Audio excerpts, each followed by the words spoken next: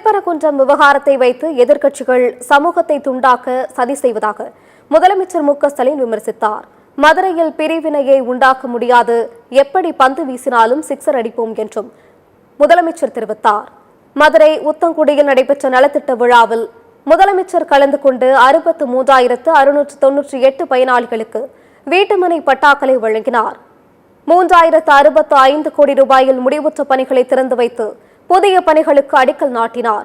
பின்னர் நிகழ்ச்சியில் பேசிய முதலமைச்சர் மு.க.ஸ்டாலின், திருப்பரங்குன்றம் பிரச்சனையை யார் கிளப்புவது என்று உள்ளூர் மக்களுக்கு நன்றாக தெரியும் என கூறினார்.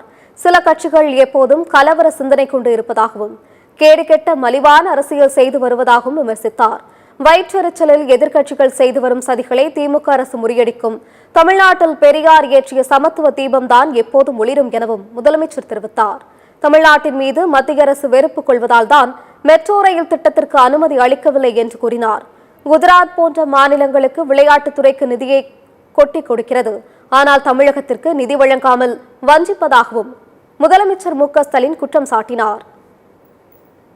பாக்குறீங்க, எதிர்க்கட்சிகள் என்ன பண்றதுன்னு தெரியாம முழிக்கிறாங்க. வயிற்றெரிச்சலும் ஆற்றாமலைகளும் ஆரோக்கியமற்ற அரசியல் சூழ்ச்சிகளை செஞ்சு பார்க்கிறாங்க.